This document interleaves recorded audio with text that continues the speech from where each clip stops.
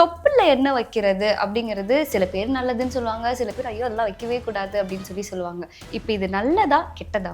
இல்லம்மா, ஆக்சுவலி இந்த தொப்புல எண்ணெய் வைக்கிறது அப்படின்றது இப்ப ஸ்டார்ட் ஆனது இல்லம்மா, ரொம்ப வருஷமா பல நூறாண்டுகளா இருக்கு அப்படின்னு சொல்லலாம். பொது வந்து பாருங்க, இந்த ட்ரெடிஷனல் மெடிசன்லயும் டாக்டர்ஸ் வந்து இதை யூஸ் பண்ணிட்டு இருந்தாங்க. ஒன்று தொட்டு யூஸ் பண்ணிட்டு வந்த ஹெர்ப், இந்த ஹெர்பை வந்து எல்லா டாக்டர்ஸும் யூஸ் பண்றாங்க. நிறைய வந்து இந்த ஆயுஷ் சிஸ்டம்ல எல்லாம் இதுல இருந்து மருந்து எடுக்கிறாங்க, போடுற ரிசர்ச் அதுக்கு பல கோடி செலவு பண்ணு, ரிசர்ச் போடு, ரிசர்ச்ல உண்மையாவே அந்த மெடிசனல் ப்ராப்பர்ட்டிஸ் இருக்குன்னா அதை மாத்திரையை போடு, மக்களுக்கு. நம்ம ட்ரெடிஷனல் டாக்டர்ஸ், நம்ம முன்னோர்கள்லாம் வந்து பாத்தீங்கன்னா இந்த தொப்புல எண்ணெய் வைக்கிறது அப்படின்றது ஒரு வைத்திய முறையாவே வச்சிருந்தாங்க. இத வெளிநாட்டுல வந்து பாத்தீங்கன்னா நேவல் தெரப்பி, நேவல் ஆயிலிங் அப்படின்ற ஒரு பேரோடவே இருந்துச்சு. நம்ம முன்னோர்கள் தமிழ்ல வந்து தமிழ் வைத்தியத்துல என்ன சொன்னாங்க அப்படின்னா, அந்த தொப்புல வந்து பாத்தீங்கன்னா அதை ஒரு பிக்டோகிராம், அது வந்து பாத்தீங்கன்னா 72,000 நரம்புகள், நாடி நரம்புகள் அங்க அடங்கி இருக்கு. அதனால அங்க எண்ணெய் வைக்கிறது மூலியமா நிறைய நோய்கள் வராம தடுக்கப்படும். வணக்கம் மேம். வணக்கம், எப்படி இருக்கீங்க? நல்லா இருக்கேம்மா, நீங்க எப்படி இருக்கீங்க? நல்லா இருக்கும் மேம். மேம், நம்மளோட வழக்கத்திலே வந்துட்டு எண்ணெய் வச்சு குளிக்கிறது அப்படிங்கிறது ஒண்ணு இருக்கு. இப்ப பெண்கள்னா வந்துட்டு செவ்வாய் வெளியில குளிக்கணும், ஆண்கள்னா புதன் சனியில குளிக்கணும் அப்படிங்கிற ஒரு விஷயம் இருக்கு. ஆனா இந்த தொப்புல எண்ணெய் வைக்கிறது அப்படிங்கிறது சில பேர் நல்லதுன்னு சொல்லுவாங்க, சில பேர் ஐயோ அதெல்லாம் வைக்கவே கூடாது அப்படின்னு சொல்லுவாங்க. இப்ப இது நல்லதா கெட்டதா மேம்? இல்லம்மா, ஆக்சுவலி இந்த தொப்புல எண்ணெய் வைக்கிறது அப்படின்றது இப்ப ஸ்டார்ட் ஆனது இல்லம்மா, ரொம்ப வருஷமா பல நூறாண்டுகளா இருக்கு அப்படின்னு சொல்லலாம். பொது வந்து பாருங்க, இந்த ட்ரெடிஷனல் மெடிசன்லயும் டாக்டர்ஸ் வந்து இதை யூஸ் பண்ணிட்டு இருந்தாங்க. இந்த பொதுவா வந்து இப்ப எல்லா ஆராய்ச்சியும் எப்படி நடக்குது அப்படின்னா, நம்ம ட்ரெடிஷ்னலி நம்ம முன்னோர்கள் என்ன யூஸ் பண்ணிட்டு இருந்தாங்க. உதாரணத்துக்கு இப்ப கீழநெல்லி கல்லீரலுக்கு நல்லது அப்படின்னு மஞ்சக்காமலைனா இந்த கீழநெல்லி அரைச்சு கொடுத்து இவ்வளூண்டு பொங்கல் கொடுப்பாங்க. இது வந்து எனக்கு சின்ன வயசுல மஞ்சக்காமலை வரும்போது கூட இந்த டி நகர்ல வந்து பாத்தீங்கன்னா ஒரு இடம் அந்த மாதிரி வந்து கீழநெல்லி அரைச்சு கொடுப்பாங்க. நான் இவ்வளூண்டு குழந்தையா இருக்கும்போது எனக்கு மஞ்சக்காமலை வந்துச்சு. அப்ப எங்க அம்மா கூட்டிட்டு வந்து அந்த கீழநெல்லி ஜூஸ் கொடுப்பாங்க. அதை கொடுத்துட்டு அதுக்கப்புறம் வந்து இவ்வளோண்டு வெண்பொங்கல் கொடுப்பாங்க. அதை சாப்பிட்டது ஸ்டில் ஐ ரிமெம்பர். இப்பயும் வந்து பாத்தீங்கன்னா காமால லிவர் பெத்தாலஜினா ஃபர்ஸ்ட் அங்க கீழநெல்லி தான். இது எப்படி வந்து கொண்டு வந்தாங்க, எப்படி அதை பத்தி ரிசர்ச் கண்டக்ட் பண்ணாங்க அப்படின்னா, தொன்று தொட்டு யூஸ் பண்ணிட்டு வந்த ஹெர்ப், இந்த ஹெர்பை வந்து எல்லா டாக்டர்ஸும் யூஸ் பண்றாங்க. நிறைய வந்து இந்த ஆயுஷ் சிஸ்டம்ல இதுல இருந்து மருந்து எடுக்கிறாங்க, போடுற ரிசர்ச் அதுக்கு பல கோடி செலவு பண்ணு, ரிசர்ச் போடு, ரிசர்ச்ல உண்மையாவே அந்த மெடிசனல் ப்ராப்பர்ட்டிஸ் இருக்குன்னா அதை மாத்திரையை போடு, மக்களுக்கு அப்படின்ற மாதிரி தான் இந்த ரிசர்ச் எல்லாம் வருது. அந்த மாதிரி வந்து பாத்தீங்கன்னா நம்ம ட்ரெடிஷனல் டாக்டர்ஸ், நம்ம முன்னோர்கள்லாம் வந்து பாத்தீங்கன்னா இந்த தொப்புல எண்ணெய் வைக்கிறது அப்படின்றது ஒரு வைத்திய முறையாவே வச்சிருந்தாங்க. இத வெளிநாட்டுல வந்து பாத்தீங்கன்னா நேவல் தெரப்பி, நேவல் ஆயிலிங் அப்படின்ற ஒரு பேரோடவே இருந்துச்சு. நம்ம முன்னோர்கள் தமிழ்ல வந்து தமிழ் வைத்தியத்துல என்ன சொன்னாங்க அப்படின்னா, அந்த தொப்புல வந்து பாத்தீங்கன்னா அதை ஒரு பிக்டோகிராம், அது வந்து பாத்தீங்கன்னா 72,000 நரம்புகள், நாடி நரம்புகள் அங்க அடங்கி இருக்கு. அதனால அங்க எண்ணெய் வைக்கிறது மூலியமா நிறைய நோய்கள் வராம தடுக்கப்படும் அப்படின்றது நம்ம தமிழ் வைத்தியத்தினோட ஒரு கான்செப்ட். இப்ப ஃபாரின்ல வந்து பாத்தீங்கன்னா நேவல் ஆயிலிங், நேவல் தெரப்பி அப்படின்றது கொடுத்திருந்தாங்க. பொதுவா இந்த ஃபாரின் கண்ட்ரீஸ்ல இந்த நேவல் ஆயிலிங் பத்தி என்ன சொன்னாங்க அப்படின்னு கேட்டீங்கன்னா, இந்த நேவல் ஆயிலிங், நேவல் தெரப்பியை யார் ஒருத்தர் ரெகுலரா பண்ணாலும் அவங்களுக்கு இந்த ஹார்மோனல் ஃபிளக்சுவேஷன் அப்படின்றது இருக்காது. பெண்களுக்கு மென்சஸ் வந்து முன்ன பின்ன போறது, இப்ப நம்ம பிசிஓஸ், அடினோமயோசிஸ் எவ்வளவு விஷயம் சொல்றோம், அந்த மாதிரி ஹார்மோனல் ஃபிளக்சுவேஷன் இருக்காது. ஆண்களுக்கு டெஸ்டோஸ்டிரான் கம்மினால உயிரோட்டம் குறைவு அப்படின்றது இருக்காது அப்படின்னு சொல்லியிருக்காங்க. அதே மாதிரி பாத்தீங்கன்னா உடல்ல இருக்க எதிர்ப்பு சக்தியை அதிகமாக்கும், நோய் ஆற்றலை அதிகப்படுத்தும் அப்படின்னு சொல்லியிருக்காங்க. அதுதான் இந்த மாதிரி பல விஷயங்கள் சொல்லியிருக்காங்க. அதே மாதிரி ஒருத்தவங்க வந்து நல்லா அழகா இருக்கணுமா, தோல் அழகா இருக்கணும், முடி ஆரோக்கியமா இருக்கணுமா, தொப்புல எண்ணெய் வைக்கணும். இது நான் கேள்விப்பட்டிருக்கேன். பாதாம் எண்ணெய் வச்சா இன்னும் நல்லா பலபலன்னு சொல்லுவாங்க அப்படின்னு சொல்லிக்க வேண்டியதாமா. ஆனா பாதாம் எண்ணெய்ன்றதுல அவங்க யூஸ் பண்ணது இல்ல. இப்ப பாதாம் எண்ணெய்ல இப்பதானமா வந்திருக்கு. இப்ப டீ ட்ரீ ஆயில் வைக்கிறது, பாதாம் எண்ணெய் வைக்கிறது, ரோஸ்மாரி ஆயில் வைக்கிறது, இதெல்லாம் வந்து இப்ப நம்ம சமீபமா புகுத்தெடுத்துட்டோம். முதல்ல வந்து பாருங்க, அந்த டாட்டூ பச்சை குத்துறது இருந்துச்சு. இப்ப நம்ம அழகுக்காக பண்ணிக்கிறோம் இல்லைங்களா, அந்த மாதிரி கதை தான் இது. ஆனா மெடிக்கலி வந்து அவங்க வந்து இந்த பாதாம் ஆயில் சொல்லல, அதே மாதிரி டீ ட்ரீ ஆயிலும் சொல்லல. அவங்க சொன்னதெல்லாம் வந்து வேற எண்ணெய்கள், அதை இப்ப பாக்கலாம். அதே மாதிரி பாத்தீங்கன்னா குடல் சார்ந்த பிரச்சனைகள் இருக்கா, தொப்புல எண்ணெய் வைக்கிறது மூலியமா குடல் சார்ந்த பிரச்சனைகள்ன்றது தீரும். மலச்சிக்கல் இருக்கா, இது வைக்கிறது மூலியமா தீரும் அப்படின்றது நேவல் தெரப்பில அவங்க அதனோட பெனிஃபிட்ஸ் கொடுத்திருக்காங்க வெளிநாட்டுல. இதே மாதிரி நம்ம தமிழ் வைத்தியத்துல என்ன சொல்லியிருக்காங்கன்னா, ஒவ்வொரு எண்ணெய்க்கும் ஒவ்வொரு விதமான பலன்கள் அப்படின்றது சொல்லியிருக்காங்க. அந்த மாதிரி தொப்புல எண்ணெய் வைக்கிறது அப்படின்றது பொதுவா இப்ப நாங்கெல்லாம் சின்ன வயசுல பிள்ளைங்களா இருக்கும்போது வந்து பாத்தீங்கன்னா கூட இப்போ நீங்க கூட உங்க பாட்டி உங்க அம்மா எல்லாம் கூட உடம்பு ஃபுல்லும் எண்ணெய் தேய்ச்சி குளிப்பாட்டி இருப்பாங்க. எங்க பாட்டி பண்ணிருக்காங்க. அந்த மாதிரி தலையில வாரத்துல ஒரு நாள் தலைக்கு எண்ணெய் வைப்பாங்க, எள்ளெண்ணெய் வைப்பாங்க, உடம்பு ஃபுல்லும் தேய்ச்சி குளிப்பாட்டுவாங்க. இது எதுக்கு அப்படின்னா வாரத்துல ஒரு நாள் எண்ணெய் தேய்ச்சி குளிக்கிறது அப்படின்றது. இந்த எள்ளெண்ணெய் வச்சு எதுக்கு குளிக்கிறது அப்படின்னா உஷ்ணமேவ உஷ்ண சாந்தி அப்படிம்பாங்க. உடலோட அதிகப்படியான சூட்டை இந்த எள்ளெண்ணெய் வந்து சூடுதானமா, அதை வைக்கும் போது உஷ்ணம் வந்து சாந்தி ஆயிடும். முள்ளால எடுக்கிற மாதிரி அந்த மாதிரி ஒரு வைத்திய முறைகள். இவ்வளவு நாள் எள்ளெண்ணெய் வந்துட்டு ரொம்ப குளிர்ச்சின்னு நினைச்சிட்டு இருந்தோம். அப்படி நினைச்சிட்டு இருந்தீங்க. இல்ல, எள்ளெண்ணெய் வந்து ஹீட்டுமா. அதனோட பிரின்சிபிளே வந்து பாத்தீங்கன்னா உஷ்ணமேவ உஷ்ண சாந்தி அப்படிம்பாங்க. அதை வந்து இங்கிலீஷ்ல சொல்றது சிமிலியா சிமிலிபஸ் குராண்டர் அப்படிம்பாங்க. ஹோமியோபதியோட கான்செப்டும் அதுதான். டங் ட்விஸ்டர் மாதிரி இருக்கு மேம். இல்ல, அது அப்படிதான் சொல்லுவாங்க. சிமிலியா சிமிலிபஸ் குராண்டர்னா எந்த ஒரு நோய் இருக்கு அப்படின்னா அந்த நோயினோட அறிகுறிகளும் மருந்தினோட அறிகுறிகளும் ஒன்னா இருக்கும். அப்ப அந்த மருந்தினோட அறிகுறிகள் அந்த நோயினோட அறிகுறிகளை மாஸ்க் பண்ணி இல்லாம போக வச்சிடும். அந்த மாதிரி கான்செப்ட்ல தான் வந்து பாத்தீங்கன்னா இந்த எள்ளெண்ணெய் தேய்ச்சி அதேதான் அந்த மாதிரி கான்செப்ட் தான் இந்த எள்ளெண்ணெய் தேய்ச்சி குளிக்கிறதும் இருந்துச்சு. இப்ப தொப்புள்ள எண்ணெய் விடுறது அப்படின்றது எண்ணெய் தேய்ச்சி குளிக்கும் போது மட்டும் இல்லாம தினம்தோறும் ராத்திரி தூங்கும் போது தொப்புள்ள எண்ணெய் வச்சுக்கிறது அப்படின்றது இருக்கு. ஒரு சிலர் வந்து என்ன சொல்லுவாங்க அப்படின்னா இப்ப நிறைய பேருக்கு டைம் இருக்கிறது இல்லம்மா, டைம் இருக்கு அப்படின்னா காலையிலேயே அவங்க தொப்புள்ள எண்ணெய் வச்சுட்டு ஒரு அரை மணி நேரம் ஊறிட்டு குளிச்சிடலாம். இல்லன்னா ராத்திரி தூங்குறதுக்கு முன்னாடி தொப்புள்ள நிறைய எல்லாம் இல்லம்மா, இவ்வளோண்டு எண்ணெய் வந்து தொப்புள்ள வச்சு லைட்டா அப்படியே தேய்ச்சி விட்டுட்டு அந்த எண்ணெய் வந்து ட்ரெஸ்ஸோட ஒட்டி கூடாது இல்லையா, லைட்டா ஒரு 10 செகண்ட் 20 செகண்ட் லைட்டா தேய்ச்சி விட்டுட்டு படுத்து தூங்கிடலாம். அதனால வரக்கூடிய பெனிஃபிட்ஸ் அப்படின்றது எண்ணில் அடங்கா இருக்கு. அதுல ஃபர்ஸ்ட் வந்து பாத்தீங்கன்னா விளக்கெண்ணெய். இப்ப நம்ம தமிழ் வைத்தியம் என்ன சொல்லுது அப்படின்னா விளக்கெண்ணெய் இந்த கேஸ்டர் ஆயில் சொல்றாங்க பாத்தீங்கன்னா, பொதுவாவே விளக்கெண்ணெய் குளிர்ச்சி.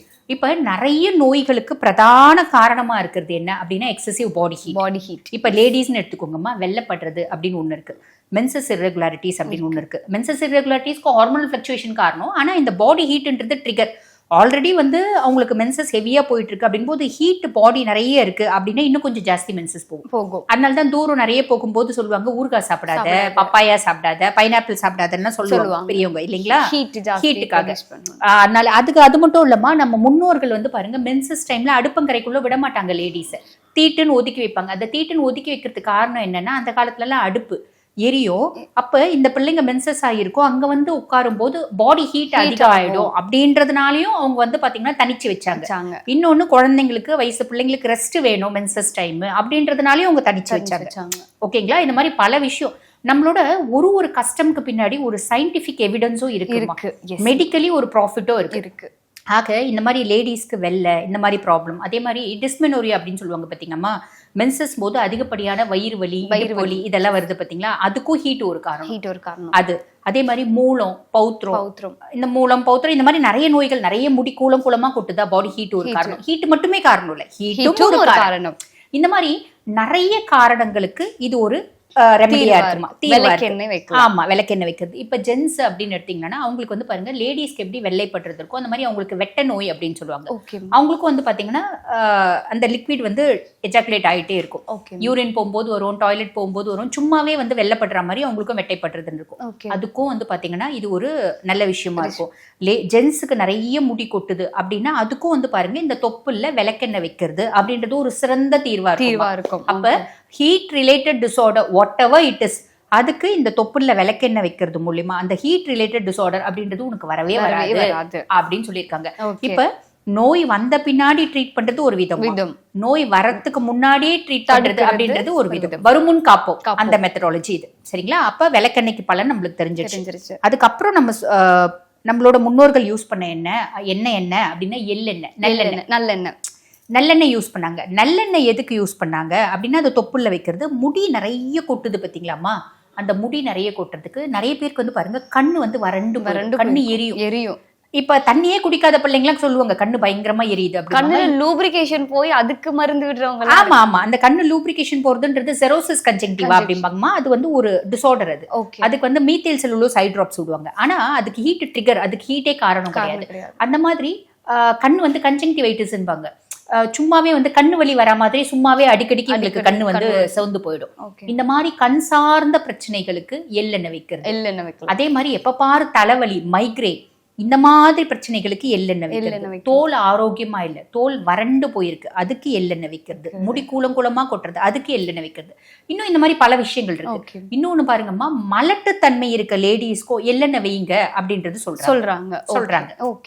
ஓகேங்களா? இதுக்கெல்லாம் வந்து பாருங்க தொப்புள்ள எள்ளெண்ணெய் வைக்கிறது ஒரு பிரதான வைத்தியமா இருக்கு. அதுக்கு அடுத்து வந்து பாத்தீங்கன்னா, இப்ப நம்ம எல்லாம் ஆலிவ் ஆயில்ல யூஸ் பண்றோம். ஆனா ஆலிவ் ஆயில்ல பழைய காலத்துல யூஸ் பண்ணது தேங்காய் எண்ணெய் வந்து எப்படி அப்படி சொல்றாங்கன்னா, இது எல்லாமே அழகு ஓரியன்டட். எல்லாமே அழகு ஓரியன்டட். நீ வந்து ஸ்கின் வந்து ரொம்ப பளபளன்னு இருக்கும், ஸ்கின் வந்து நல்லா ஆரோக்கியமா இருக்கும், நெயில்ஸ் எல்லாம் நல்லா ஆரோக்கியமா இருக்கும், முடி நல்லா இருக்கும். முடி வந்து பாத்தீங்கன்னா அந்த ஷைனி லஸ்டரா இருக்கிறது, இது எல்லாத்துக்கும் வந்து பாத்தீங்கன்னா கண் முடி நல்லா வளருது, புருவ முடி நல்லா வளருது. இது எல்லாத்துக்கும் தேங்காய் எண்ணெய் சொல்றாங்க. இப்ப இதை பார்த்துட்டு இருக்கவங்க நிறைய பேர் கேட்பாங்க, தொப்புள்ள வைக்கிறது மூலியமா எப்படி அதெல்லாம் வரும் உங்களுக்கு எப்படி தோடுது? இல்ல அப்படி கேக்குறாங்க. பொதுவா வந்து பாருங்கம்மா, நம்ம பாடி ஹீட் நான் ஃபர்ஸ்ட் ஆரம்பிக்கும் போதே சொன்னேன், உடலோட அதிகப்படியான உஷ்ணநிலை வந்து ஒரு பிரதான காரணமா இருக்கு உடம்புல ஏற்பட்ட நிறைய நோய்களுக்கு. கண்டிப்பா. இன்னொன்னு, இந்த மாதிரி வயிற்றுல எண்ணெய் வச்சு லைட்டா மசாஜ் பண்ணும்போது இந்த மலச்சிக்கல் காம்ப்ளிகேஷன் இல்லாம இருக்கும். பொதுவா ஒருத்தவங்க வந்து பாருங்க, நல்ல மோஷன் போயிட்டாலே பாதி பிரச்சனை இருக்காது. இதுக்குதான் வந்து பாத்தீங்கன்னா ஒரு ப்ரோவர்பே இருக்கு, காலையில் இஞ்சி கடும் பகல் சுக்கு மாலையில் கடுக்காய் ஒரு மண்டலம் உண்டால் கோலை ஊன்றி குறுகி நடக்கும் கிழவனும் கோலை வீசி குழாவி நடப்பானே அப்படிம்பாங்க.